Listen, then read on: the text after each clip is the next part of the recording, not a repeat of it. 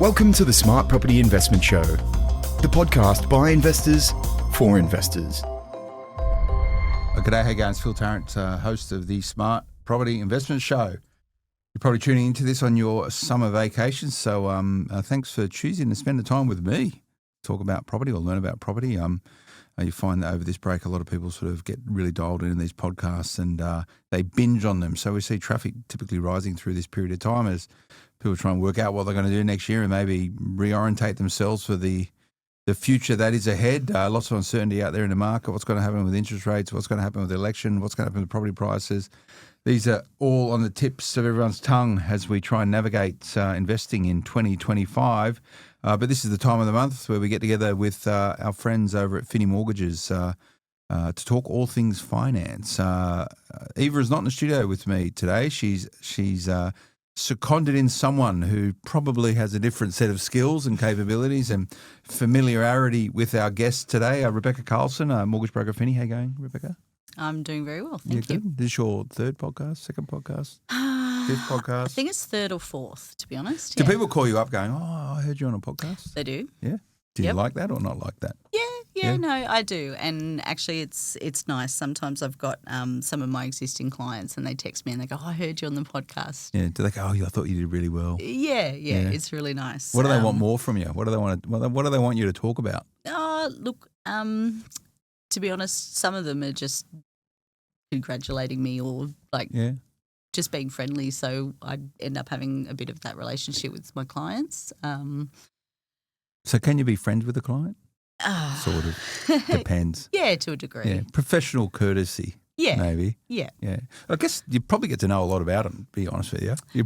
Some people you probably know more about them than maybe their partner in terms of their financial state, but it's funny. Sometimes people call me up and they go, I don't know if you remember me. And I go, oh, this, that, and the other. And they're like, oh, you do. Yeah. You remember because of, them. not the kids' names or whether the dog's a Labrador. It's, oh, you have this, that, and the other and blah, blah, blah. But that's what a good mortgage broker would know. Yeah. The unusual things. Yeah, that's cool. And, well, thanks for coming in so close to Christmas. No. Don't know what you got planned and stuff, but I know you and the Finni Mortgages crew are pushing all the way up to the Chrissy break because, like most things, like tradies and stuff, everyone wants everything done before Christmas. They do. Is that happening right now? Yes. Yeah. And busier than normal or just as busy as usual? No, I think it's busier than normal. I've already got a lot of people that are trying to finish things off, firstly, for the end of the year, but also getting in before the end of the year, wanting to check things for plans for the next year. Yeah. So people are doing their New Year's resolution plan. So in pre-approvals mainly or people settling on stuff? So I've been doing a lot of pre-approvals and equity releases. Okay. So a lot of repeat clients setting themselves up, making sure they've got funds and approvals ready to go as soon as we kick off again in Jan. So I haven't spoken on air with a mortgage broker since we sort of come across this little piece of information that I think we were probably the first to speak about it, that CBA extended their interest only from 10 years to 15 years and also you don't need to do a full application again to reset your interest-only lending with CBA. It was to me, it's quite a significant indicator of where the innovation, inverted commas, may sit in and around mortgages. Do you know people capitalising on this yet, or do you think it's a good idea? Look, I definitely think it's a good idea. I find a lot of clients sometimes get to the end of their interest-only periods. They go back to their existing lender trying to extend for further 5 years and their existing lender says no. So we end up having to move them to another bank. So to refinance. Yeah. So either way you've got to do a full. So do they have to do a full application and then they say no? Yes. Then they've got to go do another full application with someone else. So that means you get multiple hits on your credit scores and stuff and all this sort of thing. Yep. Yeah. Yep, exactly. So that's bad. Yes, it's not ideal. Okay. So CBA is obviously trying to keep Yeah, I think loans. it's part of their retention plan as well. Yeah. Whether they saw that they had quite a bit of a leak and they're working on strategies to try and keep customers so they're not looking outside because they're not hitting those roadblocks. Have you seen any other lender do the same yet? There's no one's really jumped out sort of following or emulating? Not off the top of my head, no. Okay. All right. No, and you're talking Not about yet. equity. And the other sort of, talking mortgages for a moment, but the other thing I heard that some lenders are doing 95% no LMI refinances in certain postcodes, and people are drawing out big chunks of equity, up to multi-million-dollar assets in, say, the eastern suburbs and stuff. Are you coming across much of that yet? No. I believe Eva's the one who's going to be tackling She doing that most sort of of that. stuff. All right. Okay. Well, there we go. But that's not specifically what we're here to talk about today. We're here to talk about, or with not a former client, probably still a client of Finni, Stephen Ash, who property investor who, from what I understand, we'll learn about it today, has built a pretty considerable portfolio. But like a lot of people I know who start investing and are successful as a property investor, they typically somehow find a career in property. So I think certainly Steve's done that in his new business called Property Strats. But I want to chat to him mainly as a property investor. Stephen, how you going? You well? Yeah, very good. Thanks. Yeah, yourself? Yeah, I'm not too bad. I'm getting set for the Chrissy break. Like pretty much everyone else that's quiet in town at the moment. It's actually easy to get a cab. Typically, the last couple of weeks is a bit tough. But so, property investor? Well, yeah, it's actually quite surreal what you were just saying, like about, recording this comes out in the breaks. I'm one of those listeners, so it's quite surreal being opposite you because I've listened to so many podcasts. Oh, God, sorry. Learning about property investing. Yeah. So Do you listen to this podcast, my property investment show? Many times. Yeah? Many Okay. times. I learn a lot. Has it been positive? A positive influence or a negative influence? I think pretty positive. The only thing I'd say, it may be a bit negative. You hear one strategy and another strategy, and then you kind of get a little bit of analysis paralysis. So keeping it simple. But yeah, you've had some great guests on during the time, so it's pretty surreal being here now talking myself and as a property investor myself. Yeah, that's cool. So, well, thanks for finding it beneficial. We've been, I don't know, I think we're probably nearly 10 years into this, chatting about property on podcasting. So there's no shortage of people I've spoken to over those years, but I still get really intrigued understanding how people have built out portfolios. And I don't know the size of your portfolio, but I'm really curious, and we can uncover that today. But you've been using Finni Mortgages as a client, and now, from what I understand, you're a buyer's agent, sometimes your clients use Finni, so that's good to know. Yeah, I've joined the influx of buyers agents, but yeah, no, in the past I've scaled quite a big portfolio in the 8 figures now. Yep. And it was actually when I started the journey, it was quite common sort of person on the show kind of got me going, and that was Manzoor Khan. Yeah, okay. So he's been a massive influence. And you don't use Manzoor, do you? Is that your account? He's actually he's put me on to Stephanie now. So Stephani's excellent. It's too big for me. Stephanie does, and I mean, she is. She's great. That's funny. I didn't know that, but Stephanie's a real asset to me on a lot of my sort of stuff. She's good accountant. Manzoor does a show now. I don't know if you heard it. Called I haven't seen that, In the Balance, and which is really cool, where he sort of talks about property, but mainly through the lens of wealth creation and accounting and stuff. And in the balance being, most decisions you need to consider all the different options available to you, and in the balance, this is the right decision. So being an accountant and stuff, it's very much, you should tune into it. It's good. No, definitely. Yeah. I hadn't realised he was doing it. It's quite rare to get him on the podcast with yourself. Mate, he's a hard guy to get, and it's a hugely popular podcast. And Manzoor, I use him for all my sort of accounting around property and wealth creation and that sort of thing. And Stephanie's cool. So you probably get a lot more done with Stephanie there. She's very diligent. She is, and when I needed something done for the self-managed super fund, I try and get hold of Manzoor. You probably know what it's like, You have to put urgent in the text message, and he might come back to you. But Stephanie's right on the money. She's coming back straight away. Certainly a popular man. But okay, well that gives me some context there. And welcome back, Phil Tarrant, host of the Smart Property Investment Show, having a chat with Rebecca Carlson from Finni Mortgages and Stephen Ash. Now, Stephen, so you got a funny accent. Where are you from? Yeah, I'm unfortunately one of the POMs that have sort of got over here. Not the $8 POM or whatever it was, but £10 POM. £10 POM. It's a £10 POM. I actually came out here to watch the Ashes in 2006-07. Yeah, okay. We got smashed 5-0, and so like the one thing that we got out of that was I got my visa and I was able to stay. And you therefore got a real job after that, or did you have a real job? Where in the UK are you from? I'm from Reading. Okay, so Ricky Gervais. Mate, I could imagine why you'd want to get out of that joint. But probably exactly. quite fun when you're about 18 and doing laps up and down the high street. But in your little boy racer cars. But so you come out here and stayed. What sort of work were you doing? So that was in the banking world. So Okay. in the investment banking world, so State Street Bank and Trust, they took a punt on me. And yeah, this was back in 2007. So we lost the Ashes. That's, won't talk about that anymore. Managed to get sponsored and started renting in Surrey Hills.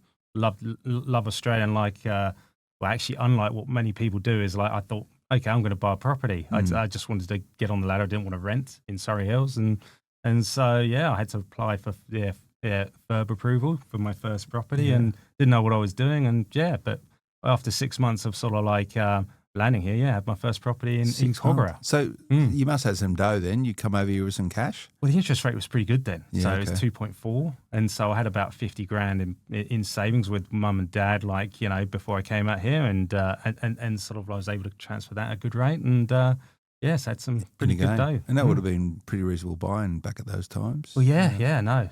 So we bought a 2-bed. I was looking in places like Five Dock and everything, and I remember sort of like the rhetoric was, "Oh, you got to be in Bondi, being a POM and everything," and that's where all my mates were.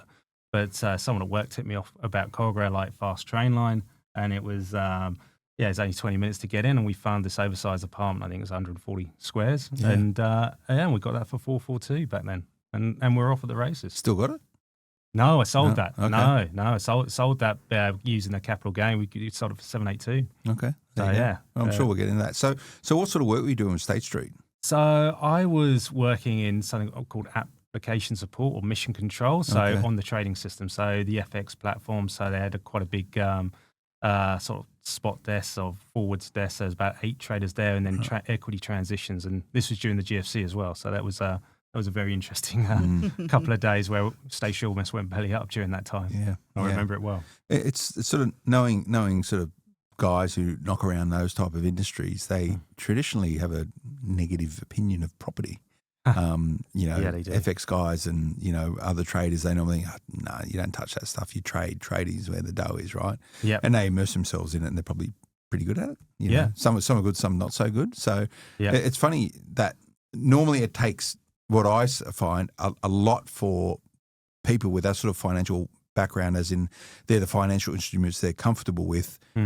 They're normally late to realise the benefits of property investment. So I don't know if that's a bold and silly view of it, but that's my experience. You're spot on. Actually, it cost me quite a lot of money. Because they're when we got into the portfolio and we had a property in Balcombe Hills at that time, a house, and we had the Cogra one.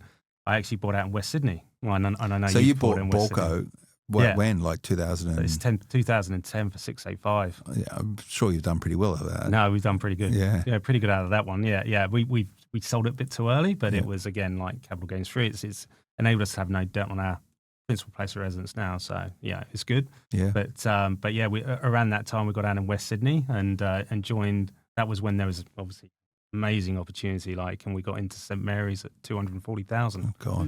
And it was actually at that time I had realestate.com and I was looking for the second one. I think it might have been Lethbridge Park or somewhere like that. Yeah. And a couple of traders behind me, they saw me looking at this and they started mocking me and taking the mickey.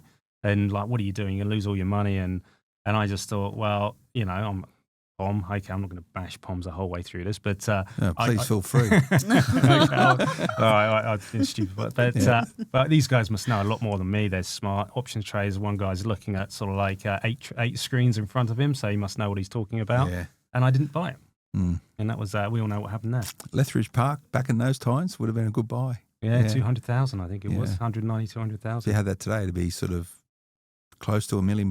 Yeah, it would be. Yeah. It would be. Yeah. So it's and that goes to show the power of property. And but that actually stopped me for a bit, and I kind of reassessed my options. So it just goes to show, and what you were saying about people in investment banking, sort of looking down maybe a bit on property and just thinking it was maybe secondary. Yeah, and I've always tried to understand it, and I've sort of knock around in social circles and. I don't really talk about property a lot, but if it sort of people start asking me about it because they sort of know what I do for a living, just the let's call it misinformation they have sort of wrapped up in their ears is I just sit there going, how or why do you think this way? And it's like this, like those cohort of traders, if you want to call it that, or people in those sort of aspects of the final market. It's like an echo chamber of elitism, right? Where they think they've got all the and give me a hard time, and I'm happy to chat about it. But but there's just this. It's a cyclical cycle of information where, because they're smart people, like really smart. I'm not a smart person, right? So I try and do dumb things. Yeah. But they put themselves out of so many situations where, and I'm thinking of one guy in particular who sometimes listens to this podcast. Maybe a client of yours. I won't say who it is on air. He lives out of Australia. He's a foreign exchange guy, senior up in Asia. And for years, I'm going, mate, just buy property. He's going, no, I'm doing this. And then about 4 years ago, he started buying Australian property. He's like, mate, yeah, why didn't you tell me? And I was like, I did. So many times. Yeah. I was going to say, I think it's people that just don't understand. So, I've found, dealing with some financial planners, with trading, they know stocks, they know those types of investment strategies backwards and forwards, but if they're not investors themselves, they just don't. But something has to happen, right, for them to go, the point is, somehow you've got out of that earlier than that mindset earlier than most, and being all right. I tried to tune out of it. I remember another story that's quite funny. So it's Goldman, another guy, and he was quite a senior managing director, and he had a place in Darling Point, and and he sold it in 2015 because he thought there was a massive property crash coming, and I just thought, how can you be so smart and so dumb? On what basis was his decision maker? Was it Harry Dent over in the US saying Australian property is overvalued? But it happens all the time, right? It might have been, yeah. But I just think he was just too smart. He had the Bloomberg screens up, looking at the market, looking at the bond prices, whatever,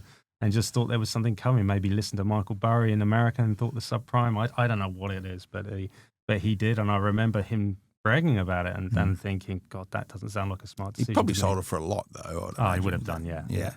But if only he kept on it and deployed it. Exactly. It's you always talk about mindset on shows like this, and it's normally the mindset to shift and change attitudes and do all this sort of stuff. There's another mindset which is, I don't know how you find in your client base, is that sometimes really super intelligent people, which I would say I'm not, really super intelligent people are often the biggest procrastinators in the world because they're overanalyzing of everything. Sometimes it's good to be a bit dumb, Yeah, I don't know if that's a bit topical, but It's funny because I definitely see that. I've seen that in my own family. Yeah.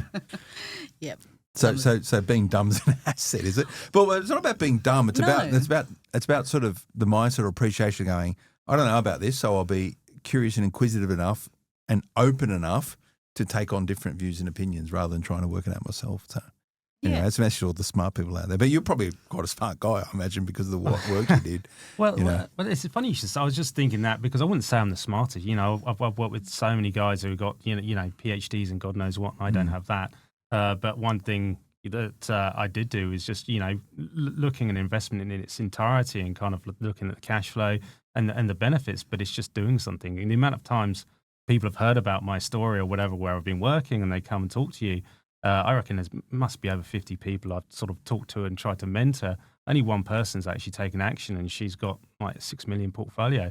And it really is just buying in the right city at the right time and just boring assets and with a decent cash flow. And it's one of the beautiful things about property is that you can't overanalyze it too much. Like as an investment class or an investment vehicle, it's so much simpler to understand than some of the complexities of commodities and credit default swaps. And that sort of default swaps and all. Most people sit there and just go, right, that's just a made up way to sort of create things that people can invest in that only really smart people can understand, right?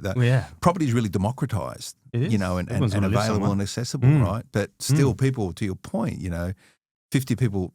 Did you get much jealousy from sort of cohorts of people going, he's the guy that buys property and I bet now this and I would never do that. Like, did you get any of that sort of stuff? Look, he's bought another one. Yeah, he's got another one. Not Wish really. he'd stop talking about it. Yeah. Not really, to be honest. Everyone's been pretty good about it. They just kind of want to learn the story and see. I used to get a bit bashful about it and didn't used to talk about it a lot. But when you sort of hear some of the investors who come on this show and everything, and have done so well, you start to think, okay, maybe I should have done better, but not too much jealousy. No, it's but I don't brag about it too much in front of people at work, and I'm just there. If you need to know, then I'm pretty humble. I talk to anyone. And you find most successful property investors they're a wealth of knowledge, founder knowledge, and happy to share it for people who ask. But so you mentioned sort of 50 people. It's a throwaway number, but one of them actually, did something about it. What was different about that person than the 49? It's a good question. So it just made sense. Like when I was, and I think there was a lot of procrastinating in people, so they go away. And I remember there was one guy sort of, particularly at Goldman, like he was ultra interested, spent loads of time with him. And actually a couple. And when it came to sort of like, I hooked him up with this buyer's agent in West Sydney at the time, and he had put a deal in front of him, like I couldn't do it. And then there was another guy when I was up in Brisbane, and that's where I live, and he had this place in Castledene and had quite good equity in there. Told him all the story every week down the pub on Friday. This is what I've done. This is what you should do. And he had all the information. And then 2 weeks later, I said, "So what have you done?" He goes, "I found this course on writing options. I decided to do that instead." And you're like, but this person, like I just said it just made sense. So by around the median of capital city in a growth area with some metrics, I'm more of a bit of a fundamental with some data put in. Everyone's a data-driven investor now, but it's really just going back to the old Jan Summers stuff, like keeping it quite simple, decent cash flow, maybe a bit of value add potential in the property, and getting in at the right seat at the right time. So she started in Logan and Moreton Bay in Brisbane in about 2020, I think. Then moved on to Perth, and now apartments in Sydney has been recent sort of purchase, and now it's in Melbourne. Yeah, just apartments in Sydney. I was only some data come out this morning into my mailbox. The disparity in pricing at the moment between houses and units across Australia. Never been bigger. Yeah, it's huge. We'll chat about sort of opportunities in your day job now, which is being a buyer's agent in a moment. But just to round out your portfolio, so how, if you don't mind sharing, how big is your portfolio? Give me a sense of it. 11 million now. Okay, 11 million. And across how many assets? Yeah, I always get this wrong. 13. Okay. 13. All right. So they're all... 12 or 13. I think there's a duplex in there, so I get it wrong because of that. Yeah, it gets so big you forget, right? So your first investment property was when? 2000 and... So it would have been, we rented the Cogra property out when we bought the Balcombe Hills one. So you turned your principal place residence into investment property? Yes. Okay. Yes. And which probably would have been, sometimes it's not always ideal, but I'm sure down in Cogra for that sort of apartment, it's probably been a pretty good. We were getting decent rent, and my broker at the time then that he doesn't do this anymore. I think he's set up his own. We don't like him anyway.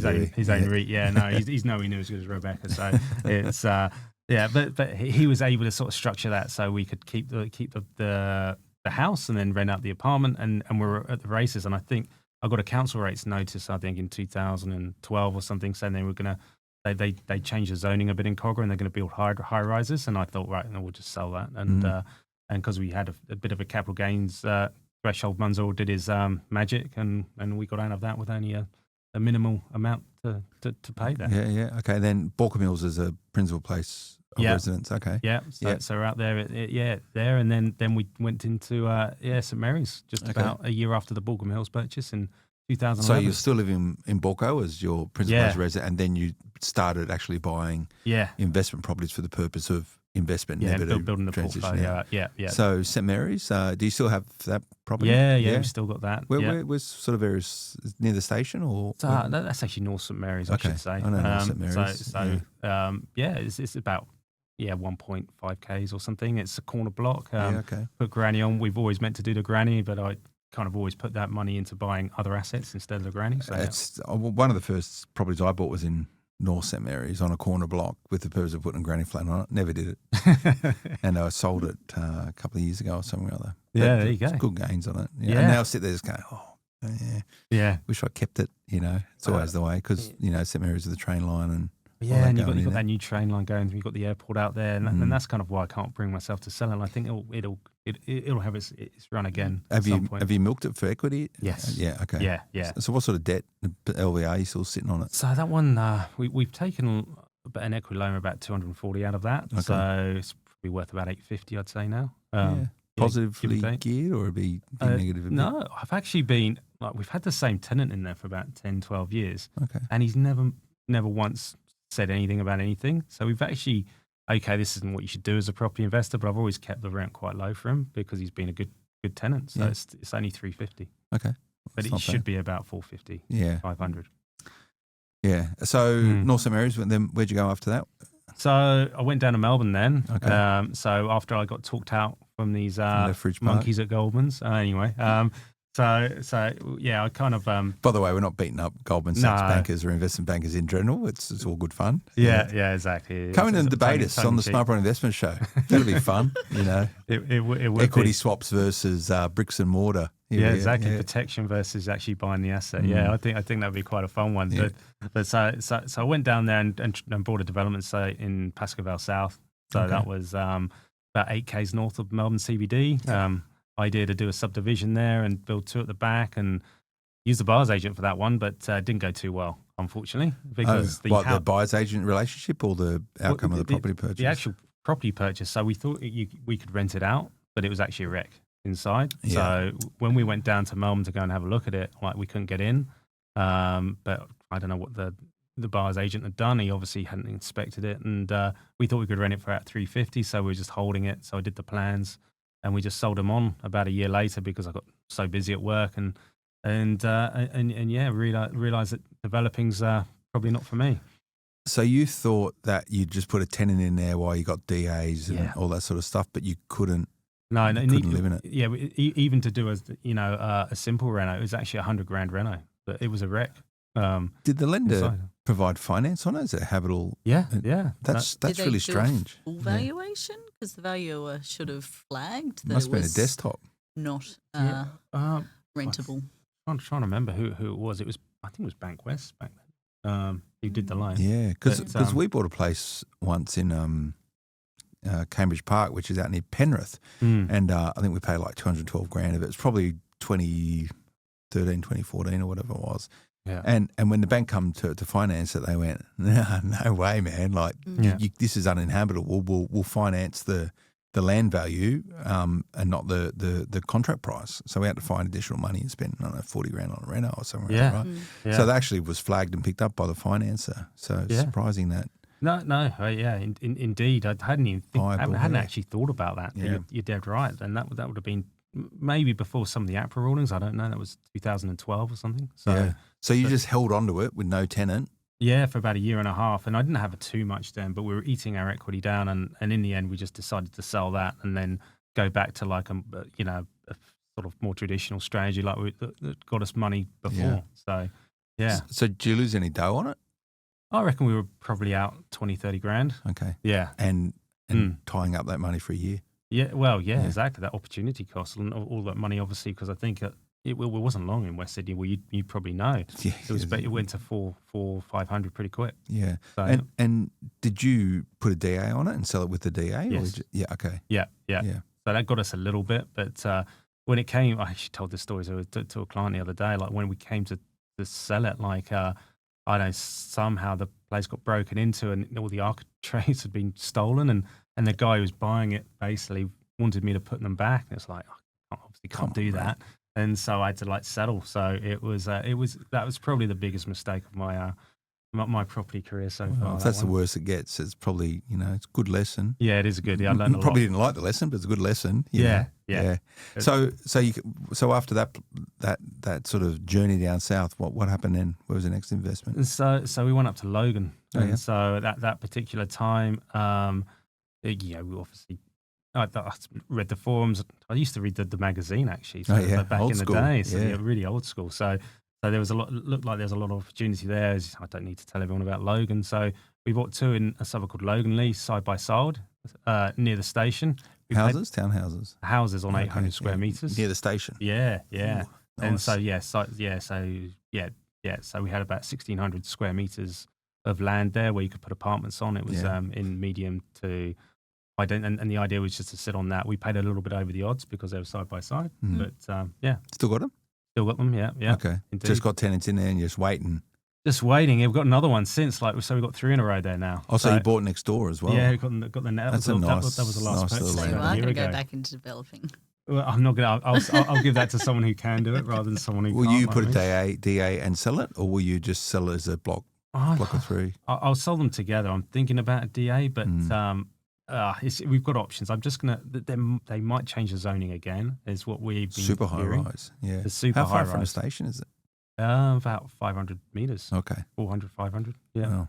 really close. So is that the jewel in the crown? Those sort of, they they're are. probably not cash flowing great, but in terms of upside potential, it's Yeah. I mean, the valuation. You take it with a pinch of salt with an agent, but you could sell them all together for $3 million really at the moment. $1 million Yeah, each. if there was as a package. So what sort of Pretty good. premium? What sort of premium are you going to get on them because you control 3 together? Like individually, what would they be? individually, so I mean that area just surprises me. It's been so strong for the last few years, but Yeah. each one's 850. Okay. Yeah, at the moment, I've been looking at deals in the area. Like Brisbane doesn't really stack up to me Yeah. too much these days, but yeah, I was looking at one the other day and it was 850. So because you control the 3 of them, you're going to get a premium of 400 to 500 grand if you've got Yeah. rid of all of them. Yeah, just because it's all flat land. Yeah. And yeah, indeed. See if we can get another one. Have you done any sort of feasibility studies on developing it? Like there's no, what do you call them? Where there's pipes and stuff. What do they call that? Easements and stuff. Yeah. Thank you, Rebecca. Yeah, that's all clear. Now, I mean, we did a bit of a rough viso back in like 2015 when we bought them, and it was, I think we could put 21 odd apartments. I think there was a way to sort of like amend it to get it up to close to 30. So that's about as much as we've done, but it didn't really make sense. Why do that? There's no apartments in the area, and I think it was. You might was need to wait too 20 early. years, right? Well, exactly, and if that's the case, that's fine. Can you by put us. granny flats on the back just to fix cash flow for a while? Well, one you could, and in fact, one of them can actually is dual living. It's 2.4 meters, so you could actually rent the upstairs and downstairs. So we could do that, spend 30-40 grand, and then you'd have that. You could have the 3 incomes on that one. Okay. So again, optionality. But, Yeah. You're happy just to sit them for the while and just worry about it later. Yeah. Exactly. Again, every time I've come to do it, I've just thought, I'd rather you just buy another one. So hypothetically, if the one come up next door, would you buy it? Yes. And the one next door to that, would you buy it? I think the problem is running out of space, running out of room. So maybe if there's one at the back, maybe. Yeah, But then I okay. don't think it It's would like really make Monopoly. sense. You'll just buy the whole street. Yeah, it's Monopoly investing. It's a real basically. long term. We'll change the name as well. Yeah, it's a real long term.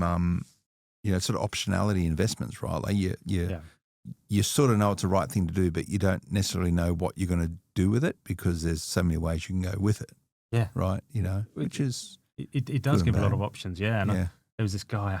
Story my wife always bangs on about it when we were in Balcombe Hills. This pest guy came out and just doing his thing. And at the end of the day, he sort of like he had this plot of land out in Dural, and he just said that he sold this land because he was telling everyone he just sold it for $8 million. He just sat on it for 30 years or so, and the accidental millionaire. accidental millionaire. So Yeah. hopefully, we're like that. Maybe. Who knows? That's cool. Yeah. So what happened after those investments? Is there more? So I was really busy in work then, and we actually sort of moved down to Melbourne for a little bit, and we sold our place in Balcombe Hills because we thought we were the smartest guys in Sydney for 1.3 million, and then we bought half price down in Melbourne where we lived in Mount Eliza, and to basically eradicate the debt, and so that was good. And then we started and we bought another property down there in a suburb called Reservoir, which is about 12 k's north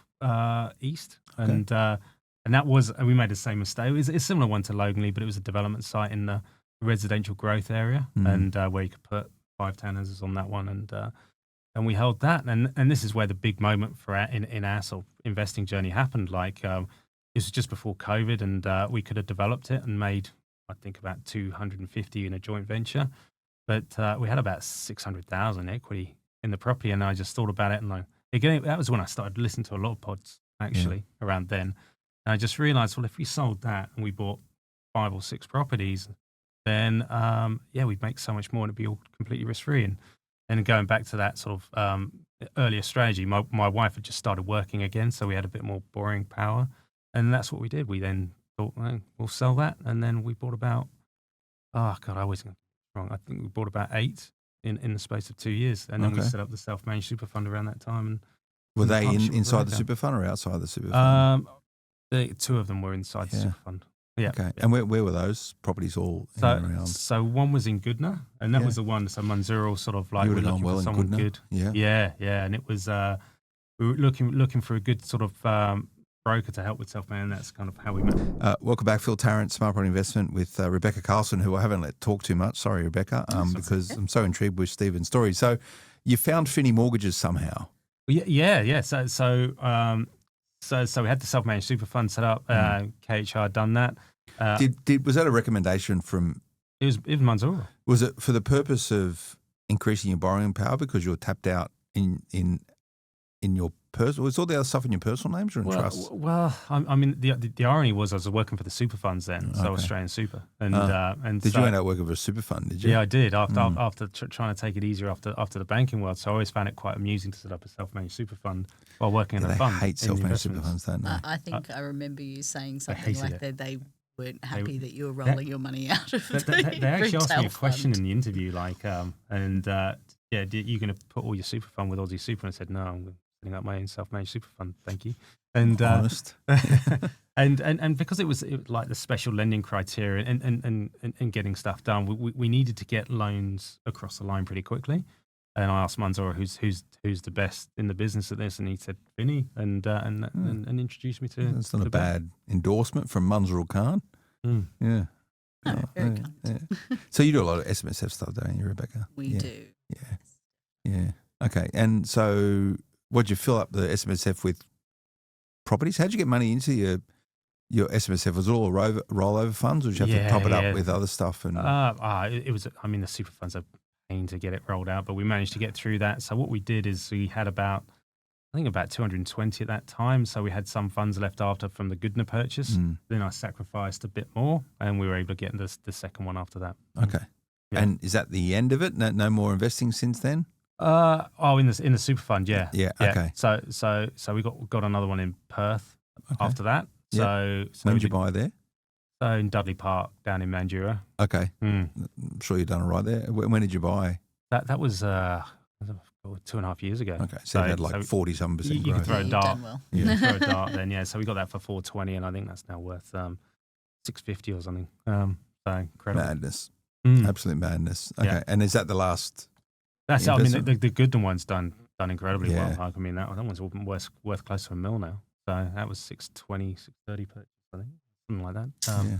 Go and tell your trainer buddies. You know.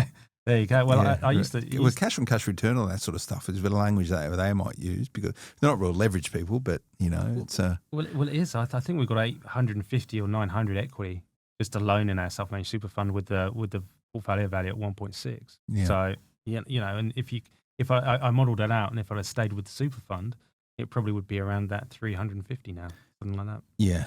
And, do the comparison, right? But you've got to buy the right asset. Yeah. For a lot of people, they should just maybe keep their money in their industry or retail fund because they might not have sophistication to do it otherwise. And if you run your own SMSF, you got to make your investment decisions, right? You can't sit there and point the finger and go, look at this crappy return. So there was this dude at Australian Retirement Trust. Probably shouldn't say this, but we were having a beer one night, and he set up his self-managed super fund. And I was telling him about what we'd done, and he was buying penny stocks and I said, "What are you doing? That's crazy." And he's trading your future away. I've got a smart idea, and there he is, like buying penny stocks. That was no job. It's so much time, energy, and effort doing that stuff. Like he didn't even know what he's doing anyway. You do worry. Like there's a reason to set up a self-managed super. But it's not just to sort of like play the field or just kind of practice like something you've seen on some forum or whatever. You invest it, but I just said, well, if you just buy property, something you'll do a hell of a lot better or something. But no, he had a very smart strategy. Yeah. I've seen people put into self-managed super fund to put money into term deposits because they wanted to control their money. So really? Well, they go, I'm going to invest in term deposits, get 4%. Yep. What's the TD these days? 4 is probably not that good. 4.75. Yeah, what's that? I'll tell you what, here's a hot tip. You probably tell people being a finance person, Rebecca. Watch how quickly term deposit returns change versus how quickly banks pass on interest rate cuts to mortgage holders if and when interest rates start coming down. It's before. Yeah, it's all happening now. That's cool. So the Finni experience was a okay one. Sort of have enough. Well, I have to. No. I mean, to be quite honest, like I remember it quite well. So we got going and we had the approval done in 3 days. And I remember you calling me, and I didn't think that was right because generally it seemed to take a lot more time to get conditional approvals on loans, but. No, 2-3 days, and we were ready to go. That was with First Mac. So okay, and so very very happy. And we had some dramas from memory within the entity when we bought the duplex, and we got the name wrong, and it was in Queensland, and we had to do a deed of rescission to change it. And you then recommended a solicitor to help us because our current solicitor at the time just didn't know what to do. And so who put? So did you sign the contract with the wrong name on the contract? Yeah. So we put. Was it like just a typo? Was it completely wrong? We see it a lot. People put the wrong entities because there's 4 entities involved in a self-managed super fund. You always got to put the special custodian because you've got to create a new custodian for the property. Yeah, so itself. You've got a trustee company, super fund, custodian company, bear trust. The bear trust is for each property. Yes. Where the custodian company can carry. I know it takes a while to get your head around it. It's different from state to state as well, isn't it? Yes. We're actually talking about this today because we have so many people put the wrong things on contracts and end up in the same situation where they have to rescind. So we try and check them. Yeah, mistakes happen. Not all solicitors are created equal. I'm actually amazed at how many solicitors say to their clients, you need to check with your accountant or someone else. They won't advise them on what it should be. They don't know.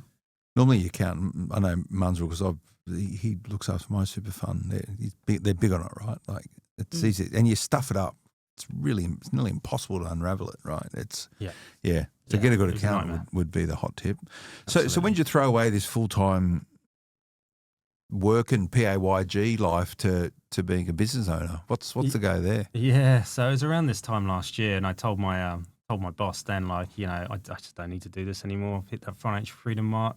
So you didn't have to work? Yeah, no. Really? Well, I didn't have the passive income, but I could have sold the property portfolio down and then just put in index funds or whatever. But I didn't want to lose the compounding effect. But I knew I was too young to just play golf every day. So so I started working a little bit on and off work with a guy called Pete Wargent for a bit, and then I realised I didn't sort of quit corporate to go and work for someone else. As nice a guy as Pete is, but so I then that's when we started the agency and just to help people. And I figured obviously want to grow the business, but if I can help people along the way, even if they don't go with me, then I think that's a bit of a win-win. Yeah. So you're banging down doors of investment bankers and these sort of fancy investment houses saying, don't be the too smart finance person. Look at property. Well, that's partly it, and so I do like working with the first timers when they're trying to get it out, get a property portfolio started, and advising them where to go. But there's quite a few people from my past. I think it's over 10 in double figures now who I've worked with who've kind of enlisted me to sort of help with their portfolios. So it's funny, right? Now they've got to pay you to do it rather than just sort of tapping into some knowledge beforehand. So there you go. And maybe it's just a bravado of saying, property this, and this, and I can't do it. But if you then sort of force them then to do something about it, and I think that's maybe what's helped. I don't know. But we had this guy at the moment. I was talking. Well, I was mentioning before. We're sort of looking at blocks of apartments in Sydney, so that's going to be an interesting one if we can get that for him because what's this guy do for a living? He's he's quite no details, but what sort of work? Yeah. So he's financial tech. Okay. So one of the so there's been a big merger in that sort of space, and he's come into quite a bit of money because he was a partner there. Okay. Nice. Lovely guy. We worked pretty closely together for the last 3-4 years when I was actually working, and I was his client, and now she's on the other foot. So that's cool. Bit of pressure. So. Can you still find full apartment blocks in Sydney to buy? Yeah. No, and that's the good thing about them, because there's not, as you probably know, and from your guess, there's not, and being an investor yourself, there's not too many properties where you go back to West Sydney where you're buying their houses at 7% yield, and so to be in a major capital city like Sydney and then be able to get potentially yields up to 7%, and so you can actually and make money, but you got to going in. buy it at aggregate. Yeah, Yeah. you got to buy them all. If you can strata title, maybe make a bit of value and then sell a few off. But the sum of all the parts in some of these deals are quite incredible. Like, Are they hard to find? I imagine. yes, And yeah. the sole The good owners, ones. like old families that have developed and owned. blocks. Yeah. And the one we're looking at today is like a deceased estate. So Okay. Yeah. How many apartments in it? that's 9. Yeah. Okay. Yeah. Wow. And I won't ask you exactly where it is because you're probably working on a deal, but is it north, south, east, or west? Yeah. Obviously, I'm compass challenged. No, it's out sort of west. It's actually only 13 k's out Okay. from the CBD. So on Oh. about 700 square meters, and yeah. What would be the value of the block? The actual sort of land value is 1.9. Yeah. And we think it's going to sell between 3.6 to 3.9. But I Okay. think the sum of all the parts, like if there's a bit of a reno, maybe in that mid fours. So Yeah. good. That's cool. Yeah. Mm. Yeah. If I was buying resi out doing that, I'd be getting blocks. It's just, oh yeah. you fix the common areas and tart up the Yeah, buy in know. bulk, and you can. I already think, as you were saying at the start, that they're undervalued. So if you can get them at an even better price, then Yeah, buy in bulk. this price disparity between houses, and like in Sydney, it's massive. I could probably find while we're talking, find exactly what those numbers are just to share them all. But it's huge. Is this guy using finance or cash to buy? So yeah, this is going to be a commercial loan. Okay. Yeah. So he's just extracting. He's paid down his house, and he's extracted, I think, 1.4 million out Okay. of his house. So Cool. yeah. Is he using Finni? No. Yes. No. Well, That no, one's not no. hidden Oh, me. boo. he'd already done his He's finance. already done his finance. Yeah. Yeah. No, it's and so you guys still work quite closely together now, but just in different guys. Yeah, well, yeah. No.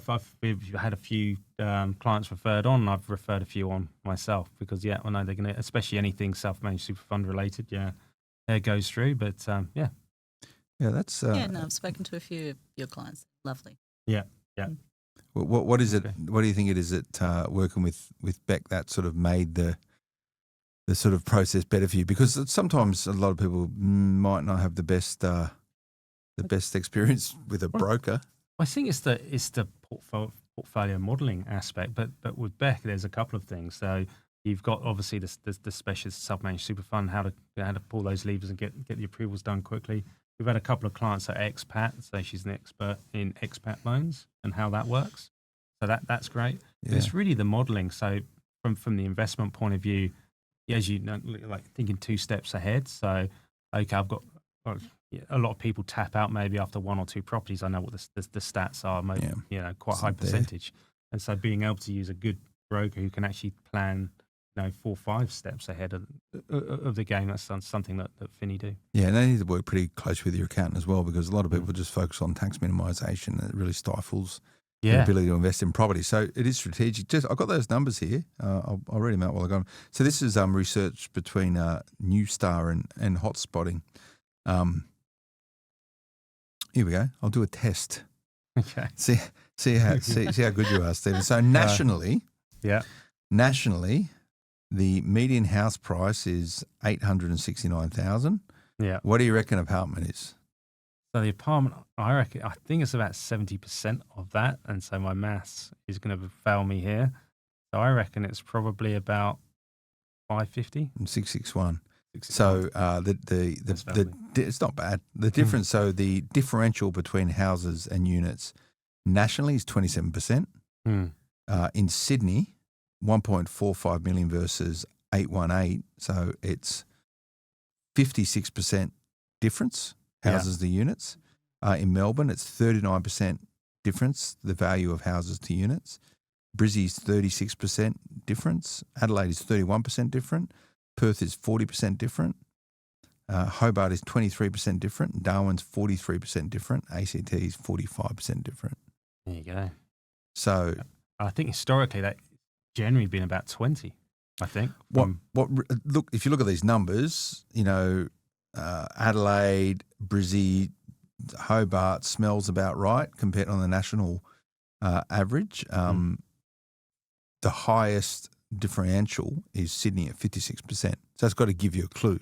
Oh, something's going on there. There is. And the interesting thing is, like with clients, and apologies to anyone who might be hearing this, but no one wants to buy them. Like, everyone wants to go look at Townsville and these places, but and you've got something in 13, 14 Ks out with maybe 7% yield, even not in a block, in a smaller boutique style block. And for people who say that, you can't make money in units, the Cogra 1, 442, sell for 787, I think it was. Yeah. I think a lot of people get swept up in the perception of units is your units in like your green parks or your, like these huge, massive residential developments where there's thousands of units, which are exactly the same, and they're still building and selling off the plan units there. Like, a lot of people think that's units, but your common and garden, old red brick walk-ups, you're not going